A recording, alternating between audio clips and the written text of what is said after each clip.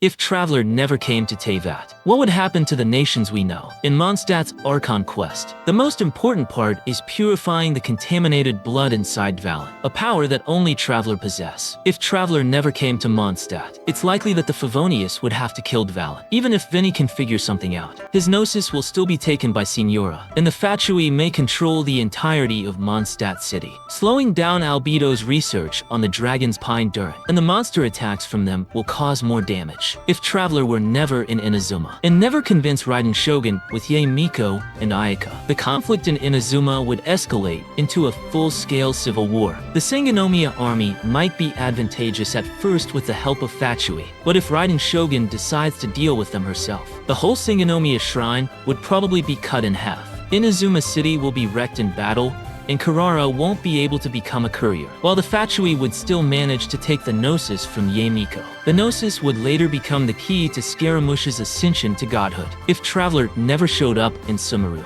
Dia, Sino and Al-Haytham would not work together. The infinite looping Sabzara's festival will eventually create a complete version of Shuki no Kami. Nahida won't be saved, and Scaramouche won't become the Wanderer. He could take over the throne of Dendro Archon as the Shuki no Kami, leading Sumeru to declare war against Inazuma as a revenge towards the Electro Archon. Fontaine could be better off in comparison. Focalor's plan would still proceed, even though the flooding and the prophecy would eventually come. Nouvelette would still be able to get his dragon's sovereign power back, forgiving the sin of Fontaine people, so they would not be melted away by the primordial sea water anymore. But before that, a lot of people would die. Without Traveler, House of the Hearth would have a bad relationship with Fontaine authority.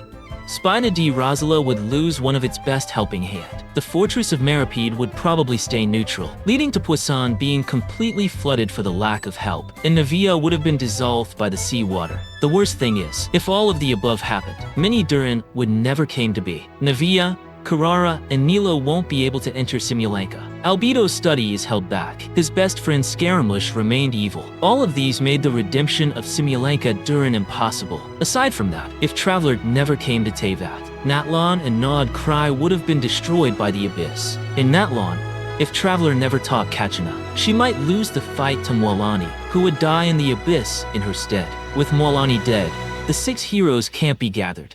Chaska won't be able to hear the last words of Koichi 2, and the whole Natlan would be devoured by the Abyss. As for Nod Krai, if Traveler didn't purge Rurir's heart for Flints, he could have been killed by Rurir after absorbing all the energy by the Kavaki cannon. A much more powerful Rurir could easily destroy Nod Krai. Lastly, Liyue might be the only one that could manage to make it on their own. Without Traveler coming to Liyue, not much would change for the structure of Zhongli and the Qixing. Maybe the conflict between mortals and Adeptus intensified, and Zhongli's Gnosis got taken by the Fatui, but at least Liyue Harbor could have been saved from destruction.